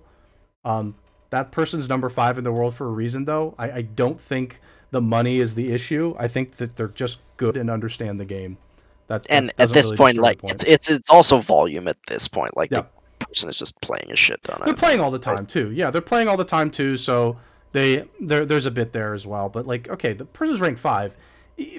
$40 would not have changed that. They'd still be there because they know how to play the video game and they're good at it. They've acquired some skill, but there's still something there that's like, okay, come on. If $50 prevents an auto, and maybe look, I'm not playing this every day, so that's the thing that you have to think about. But yeah, you could have said the same thing with Battlefront 2, though. By the way, like, oh well, this person's free to play and they're fine. Well, yeah, because they're really fucking good. They know how to click heads. They're doing that. So yeah, that game also costs $60. That game also costs $60, and it's 100% even if it was free to play, or excuse me, pay to win. It's 100% even if it was at the time. That game could have been $0 and still would have been super pay to win because of how it was set up. Super pay to win. But yeah, so I don't know. I think the game's fun, though. I do think the game's fun. I really think that some of the stuff in the game is really well implemented. I actually don't mind the UI that much in the menus. I know there's a lot of menus to go through, but I actually don't mind it. There's a lot of menus, and they're a little laggy, too. Yeah, they are. Okay, that's true. I'll give you that. But I don't think the menus are that bad, too. I was a little surprised. I don't think it's that hard to accrue the first couple extra Pokemon, so that's good. Yeah. And there's some cool stuff in this game. There really is. I do think it's fun. I just think as a MOBA, whenever I play it and I think about it as a MOBA, I'm like, I think I'd rather just play HOTS if I wanted to play like a MOBA. I think I'd rather just do that because it's a little more interesting to me. But I think this game is really fun. For 10 minutes too, it's so short. So Yeah, I jumping think that's into a what, game is so much better in this. again, that's what I think I like most about it, is just like booting it up and playing a few matches and Yeah, doing I dailies agree. That's good. it takes like half an hour. It's so quick to It's just like really nice. do daily, boot this game up and do day, like play for 30 minutes to an hour and just like be done with it. I Yeah. don't like, if people are squatting up and they're going like fives in ranked, like, yeah, I'll play this, but like I don't like play. I've played solo queue ranked a little bit and I don't like doing it, especially like I'm in great ball tier, like the lowest. I'm in like class 1 great ball tier, Mhm. and it's just like rank solo queue. It's just like a shit show. There's no Yeah, coordination. Of course You not. get complete like Papega players Of course basically not. who don't know what they're doing. Yeah, of course not. Yeah, you're the shit show tier. I hate to say it. You're still essentially shit in show. bronze silver of heroes. It's a shit show tier. Yeah, for sure. It doesn't fucking matter. You're you're dealing with people who, yeah, you're dealing with people that don't know what they're doing, or they think they know what they're doing, and they really don't know what they're doing, and that's even worse. But the game is really fun. I do enjoy it. The game is fun to play. It's casual. It's fast and easy. Yeah, of course. The characters are fun to play, and the few times I've squatted up with people and we've played like 3, 4, 5 person team, it's fun to play with friends. So I seriously have no doubt. I have no doubt in my mind that is the case for sure. I think that this is a very easy game to jump into and just go. It's very easy, which is also really good. Also a very good quality of a game. But yeah, I can't stand by the light pay to win stuff here. Even if it's light, I can't stand by it. I don't like this as a MOBA. As a competitive game in general, it's just not very good. I don't like it that way. But I think it's fun. This is a nice game to play before bed. That is what I'll say. Yeah. And that's something that the problem with HOTS is, and some other MOBAs, is they're too, they can get too long. Long involved. And it's for some folks who don't have the time, it's a bit involved, and I understand that actually. So I would, and like the HOTS, like, okay, I'm sure I know Blue was still playing HOTS for a while. I'm sure you can still boot up HOTS and play games, but like there's not a huge community for HOTS anymore, let's be honest. Well, yeah, because somebody pulled the plug on it. You can't compare it to Pokemon at this point. Like HOTS in the time HOTS was something, it had a community, and then somebody said we're done, and it no longer had the community as a result. Yeah. It did for a little bit actually have this like still kind of casual quote unquote community. And like HOTS still has some competitive community, but it's like extremely small at this point. But yeah, Blue still plays. Blue's plat. He's hit plat. That's awesome. So Blue's gotten some skill as well. So he's no longer in shit show tier, which is exciting. I always felt bad for the folks in HOTS that were in bronze and silver, and were much better than bronze and silver. You're dealing with some Papegas, and this game has that too, for sure. I've dealt with some Papegas in this game. Yeah. And I try to feel, I try to okay, I'm gonna play that right now. Yeah. I'm level like 5. Of course I'm gonna get that, and all that. So. And I will say it again. I hate Gengar. He's my least favorite. Oh no, Gengar's stupid. I hate Gengar. Yeah. I hate Gengar abusers. And like the few times I've played him, I actually don't like playing him. I just think he's so brain dead. I don't like playing like it. This isn't fun. No, there's hardly any skill to be successful for the character. But there is, I mean, like, look, if you know how to play the game and have like some skill to use, there's a lot of cool things you can do with the character though. I will say that. There's a different role. Oh my god, I'm not even gonna read that. I can't even read that. I don't think that is wow. And Try immediately said Try. Relax. Brea coming in here and is just spitting fire immediately, and Try comes in as well. Tries immediately in here too. But I want to play with you guys though. I'm ready to play a game with you guys. I think it's going to be fun playing, and I really don't know if I can take this game seriously though on a competitive level. I think it just make me angry, and I'd rather not have that. I just get angry every time. I'm like, where's the scoreboard? Are we winning? So well, it'll tell you you're winning or you're winning by a lot, but I don't know what that means. So yeah, it'll tell me jack shit is what it'll tell me. It'll tell me nothing. It will tell me nothing. yeah, again, that is the biggest thing. Like, I just have no idea what possessed the developer of this game to make a competitive game and be like, yeah, you're not allowed to see the scoreboard in this game. I feel like that is a requirement. How is that not a requirement? Is why I'm confused. Again, imagine playing any sport or imagine playing League of Legends or HOTS and like not being able to see the scoreboard of the game. Yeah, I'd like to see. Yeah, I'd like to. An actual like NBA basketball game played without a scoreboard would piss off more than the players. Yeah, everybody would be angry. Like, yeah, as a spectator sport too, it's like, imagine watching a basketball game and not being able to see the score. Are we winning? Are we losing? I have no idea. Is my team winning? Oh, we lost? Okay, whatever. I don't know. I mean, you could sort of like make your own deduction, but it's like 10 times better to have the scoreboard there. So, yeah. It also like would dictate your strategy, especially at the end of the game. It's like, okay, how are we playing Zapdos this game? Are we defending it? Are we going for it? Are we, Yeah, it would be not. Yeah, no, I think that would be a nice benefit. And like, how many points do we need to score in order to win, or how many points do we need to prevent them from scoring in order to win? Right. Like, because I mean, Zapdos is it's the thing. Even if you're winning, you still contest Zapdos. Is the thing. Even if you're winning, you don't like engage it, but you contest it. Because unless you're just unless you're just like, yeah, who cares? We're up by like 1 billion points. I think you need to contest it still to some degree. But I don't know. Maybe you don't have to. Maybe you can just leave it alone and just be like, well, we can defend, so who cares? Do you get like, you don't get any of buffs with Zapdos, right? It's not like Baron at all. It's just the singular you can dunk right away kind of thing. Well, I think when you take it, like, everyone on your team gets like 20 or 30 points for free, but you have to dunk them. Okay, yeah, I did. Okay, yeah, that makes sense. So you don't get any like additional buff. Okay, yeah, you could theoretically leave Zapdos alone then and just defend. You could, but like, I don't know. I feel like you'd want to at least contest it to the degree where you let them start it and then you engage them after they start it. I feel like that's what you could also do, and that would work pretty well. But yeah, maybe it's not as important as I thought now that I'm considering it, but it still feels more valuable than I think it should be, considering it's a comeback mechanic for a lot of low tiers.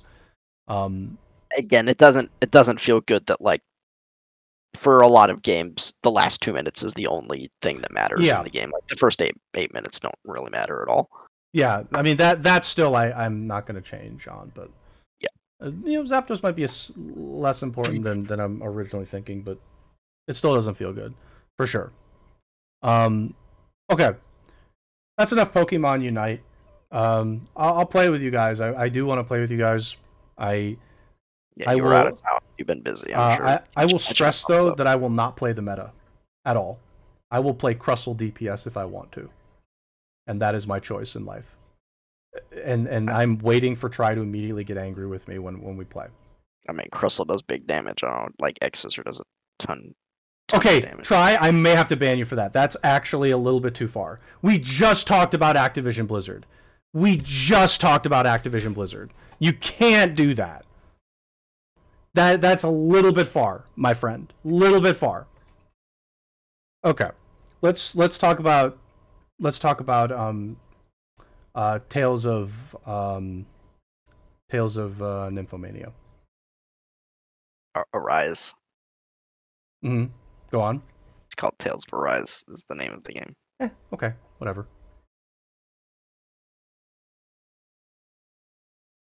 Mm-hmm. Ladies and gentlemen, I'm probably going to get murdered here in a second. I'm thinking I'm going to get murdered here. Why don't you tell us about Tales of Arise Game Informer Edition? It was on the cover of Game Informer. My first comment, by the way, is the character was really skinny. Like, really skinny. Like, I think needed a cheeseburger skinny. Like, badly. Like, a cheeseburger needs to gain 10 pounds type thing. It was a little weird. That was my first gut reaction. Okay, now you can go. I don't think the characters look that skinny in this game. Okay. Maybe a sandwich. That'll do. Oh my god. I swear to... Yeah, this chat is something. Try, are you Right. drunk? Like, what are you doing? He's playing Pokemon. That's okay. So tell us about the... I mean, I have not read the Game Informer article because you have to subscribe to Game Informer to read the article. I see. So, GG. No video. There hasn't been like any like video walk, like actual breakdown of it. We should try and I'll find that and right now. I mean, there've been new videos that have released in like the last 24 hours or so. We're seeing what skits look like. Oh, skits! I want to see a skit. Okay, I'll find a skit. Keep going. The fishing mini game. What that looks like. But apparently, some of the details from the Game Informer article, at least from what Ghost told me, some of the synopsis that he read. Apparently, the game, at least from what the impressions we're getting, is it's structured kind of like Xenoblade or Xenoblade 2, where like you're gonna have access to these like larger regions to like explore and do side quests, and there's gonna be like a main quest to do within that region, and then once you complete that, you can move on to the next region. Sure. So it's kind of structured in that manner. Apparently, the dev team is taking special consideration or interest to not design the levels and the fields the way that like the last 3 or 4 games have been, in that they're just big open areas that are just cram-packed with enemies, and that's like the only thing to do. Apparently there's going to be actual puzzles and like exploration to do, which is nice to hear, because sorry, keep going. Some of the weakest elements of again, like both the Exilia games and then Zestiria and Berseria were the level design. There hardly is any level design. It's just big fields and dungeons with enemies to fight. There's hardly any puzzles to speak of, or like exploration that is worth your time, basically. So I'll be excited to see that. The skits, though skits still exist, they have done away with the 2D art for the skits, and they're using the 3D models for the skits, but it's interesting from what I've seen. They're doing kind of a comic book style, where these like I think I found one, by the way. I'll put it up. Keep going. Yeah, it's kind of like Scarlet Nexus, but it's a little more dynamic than the way Scarlet Nexus works. Like the panels kind of like fly. Yeah, this is it. Like there are these panels, and they like fly in and out, basically. So like you see the panels, like someone talks, and then like it'll swap to the next panel. Yeah, that was kind of like a really unfortunately that was really short. But here's I don't know. There's that. So here's the skit, right?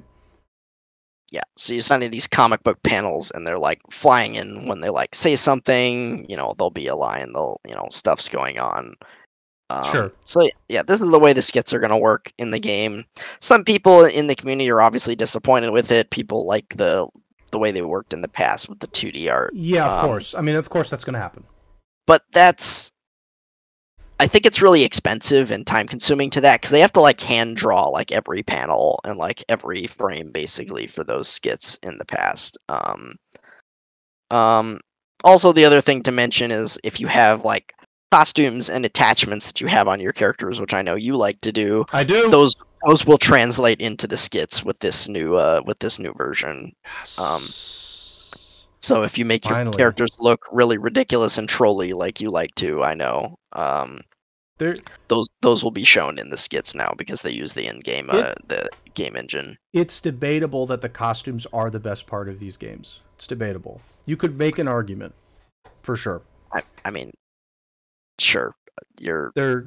welcome to have bad opinions. That's fine. They're absolutely fantastic. These costumes are great.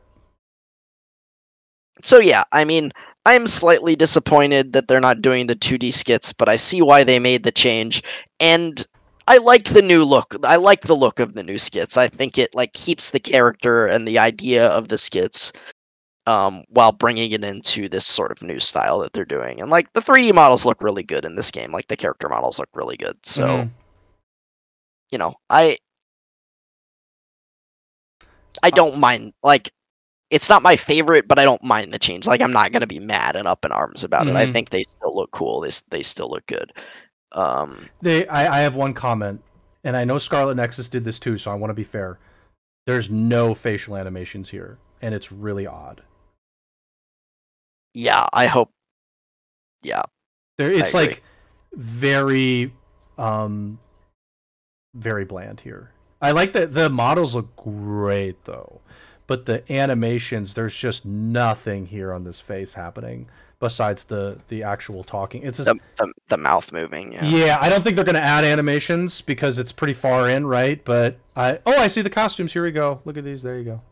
But I would have liked to see a little bit of facial animation movement. Um, I like the comic book style though. I liked it in Scarlet Nexus, and I like it here. Yeah.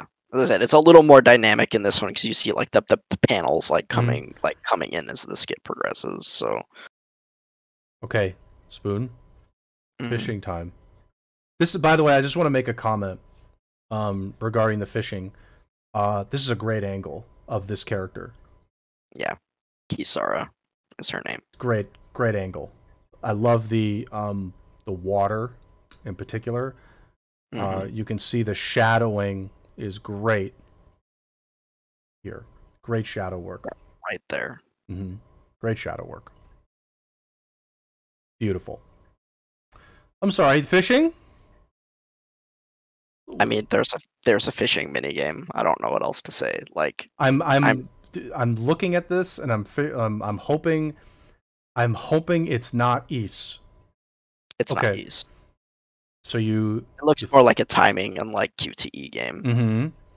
Okay. Like, so Yep. there's this part where Yeah, that you gotta hit thing, the and green you have to section. There you go. time. You have to hit the green circle.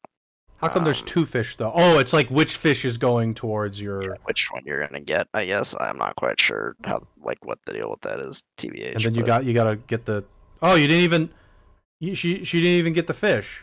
yeah, What's she she doing? they're they're kind of demoing it, I think, Mm-hmm. with like the producers there, and like I think it's one of the voice actors or something Mm-hmm. like that, and she's kind of figuring it out at first, so she messes this up a number of times before she You gets the can hang of it. you can see um, the detail that went into these shadows, in particular. mhm. Really great detail.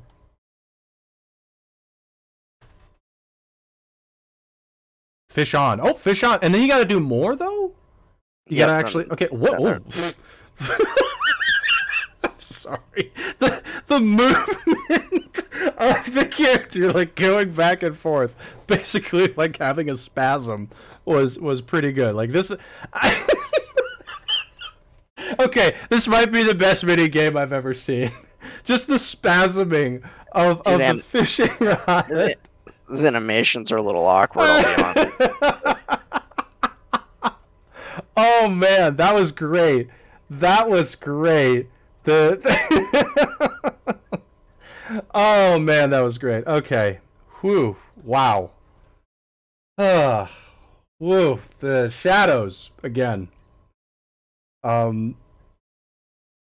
I don't so they've never had this fishing mini game, obviously. At least I've Yeah, never heard of. and this is the first time that like But Tails has had like a real fishing mini game. but I like what's the point? Is it just like a fun mini game you can do like in between? Do you like actually catch the fish and cook them? Because the cooking is a part Yeah, of Tails, yeah. right? Cooking is there, and there's like this there's a new thing in the game that's like there's like campsites that you can have, and then you have like a camp with your Mm-hmm. party members, and like cooking happens there, and there's certain skits that have to do with like cooking as well. Sure. But yeah, you could definitely, I'm sure you can use the fish that you catch like in cooking. I'm not sure what the other any if there's any other purpose to it, if they're going to be used for like materials and like synthesis or anything like that. Is, I don't know. is that That's Tipo? that is indeed Tipo. Oh my god. Oh my god. Yeah, apparently Tipo is one of the fishing That hooks. is okay. I like that. I Kind of like that. funny. So, yep. Don't Um, forget. Yep. Don't. yeah, I've seen other like points in the game where they have interesting like throwbacks to other things in Tales lore. Yeah, Um, that's pretty good. I like that. I actually really like that. Okay, so I'm assuming they're talking great shadow work again. Excellent detail. they're just showing more fishing. Uh-huh. I want to see the spasm. Please show me. Okay, that's a little bit more like what I would expect, right? But before the spasming got me. Yeah, Let this it me. looks. Yeah, No, keep going. Sorry, I'm like yeah, trying to. Okay, here we go.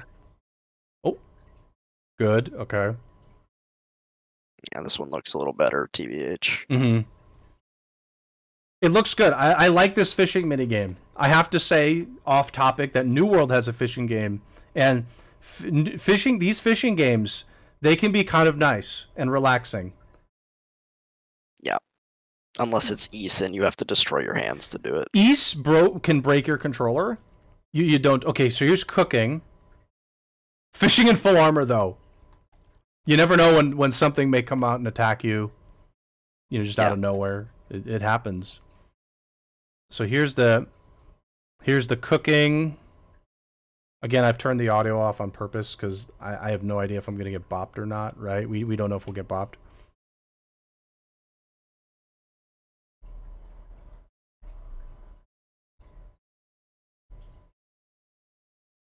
Okay, so you like make. Okay, so this is a little camp. Okay. Why does it say D? Oh man, a DLC. Spoon?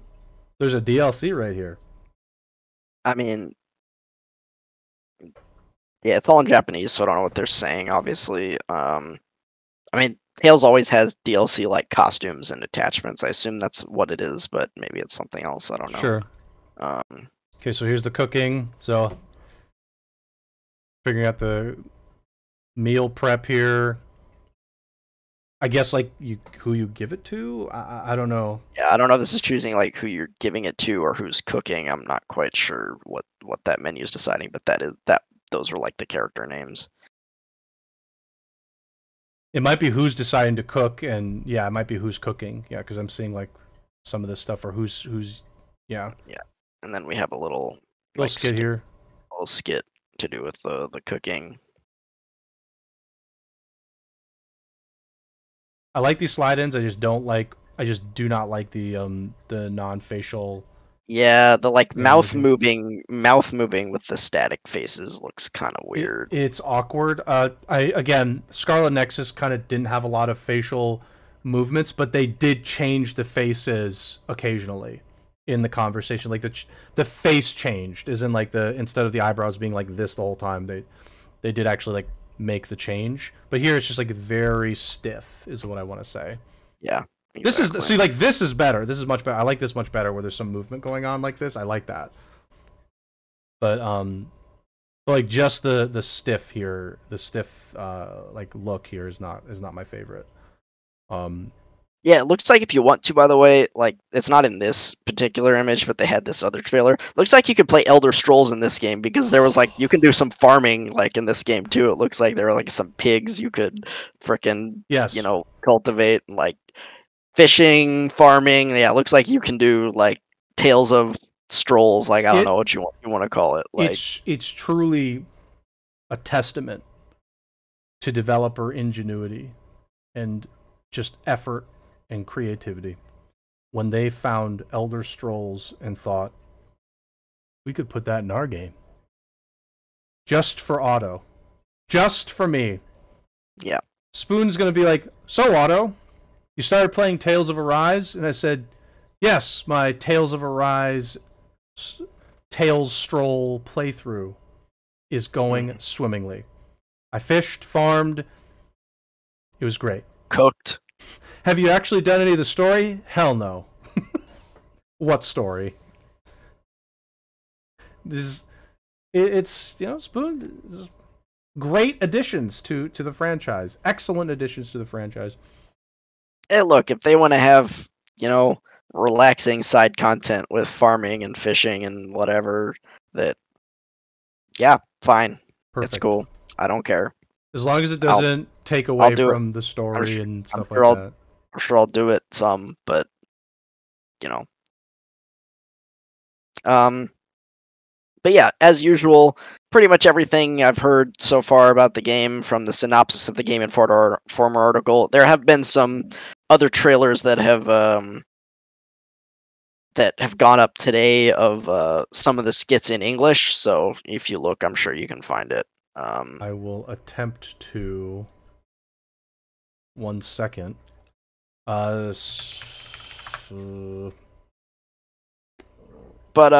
I have yeah, an English camp skit, so let me try it. But keep going. but yeah, again, game looks really good. I like the idea of having these like large open world areas that you can explore. There's side quests. I'm gonna try the clip here. Yeah. Did your stomach just... I didn't hear anything. Okay, it is English. This is a cooking. This is just Thanks the for camp waiting. skit. Here we go. Eat as much as you like. How's it taste? The meat is just the right texture and firmness. You can easily taste all of the ingredients that went into it. The meat is so thick. It almost reminds me a little of beef. What's the difference? Isn't it all meat at the end of the day, regardless of where it comes from? Says the guy who always complains about it not being red meat whenever we have fish. You can Look, rate. as Oh long my as it god. tastes good, I don't care what it is. I'll take another slice. Better grab it Yep, while you we can, got everyone. farming. Raise livestock. Maybe I'll get a little training in. If you want to train, I'll join you. Okay, let's do this! Take this! I'm just getting started. Our camp is completely wrecked! Go. You two are cleaning it up. Yes, Shion.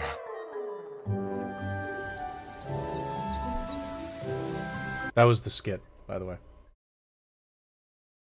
And then it just at the end it shows the title.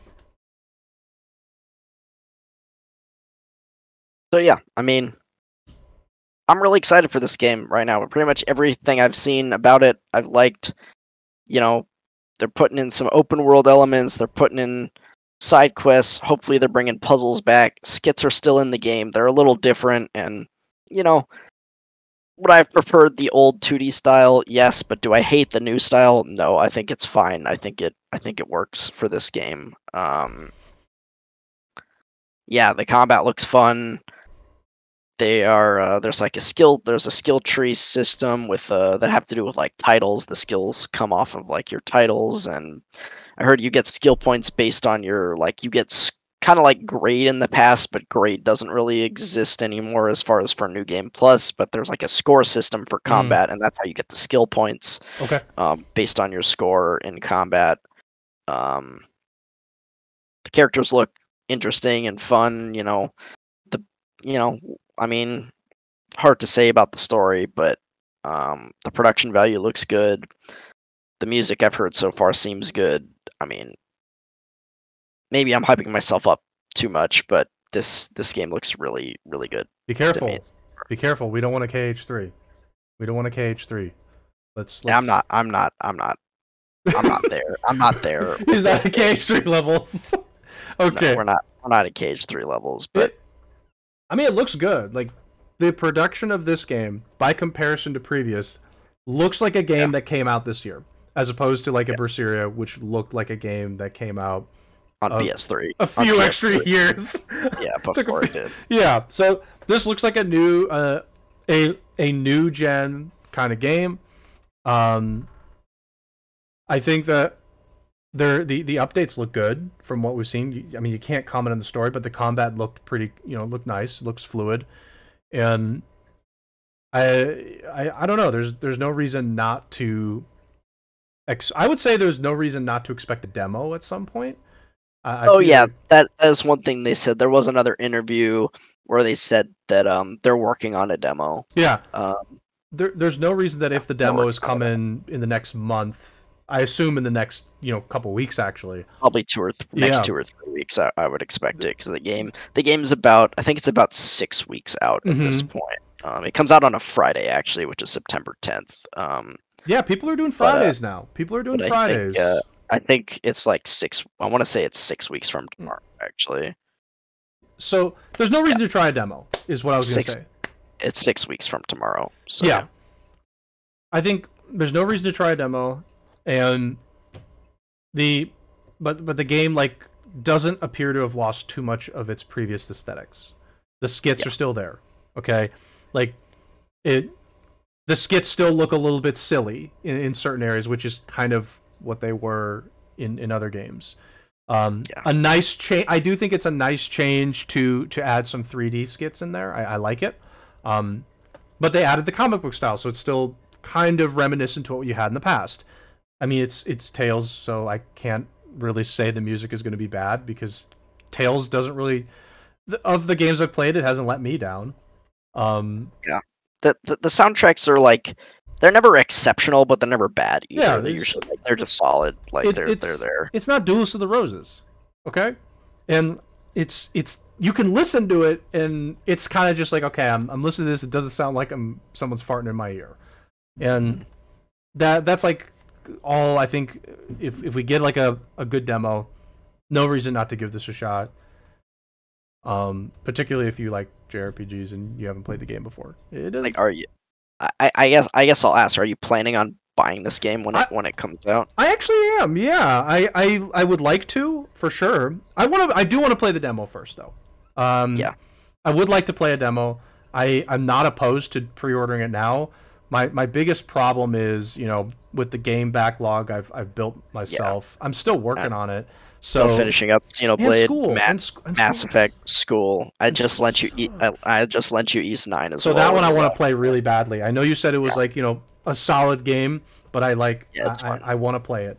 And it's not it's also not particularly long either. Like that's not a Xenoblade where it's going to take you months upon. Like I don't think, like, I think if you play that game you will get through it without like having to take a break from it basically. I think you'll get through it like pretty quickly. Assuming honestly. My next semester doesn't kick my ass like this summer has, I want to make time again for stuff. It's just been very sporadic, and like at times I've just wanted to play something else. I still want to play Mario Golf. I like Mario Golf, and I still want to play that. And I want to play Pokemon Unite with you guys, and maybe complain some more because that's what I like to do. And Try's been bullying me about Destiny 2 raid, and I gotta grind that a little bit. It's tough.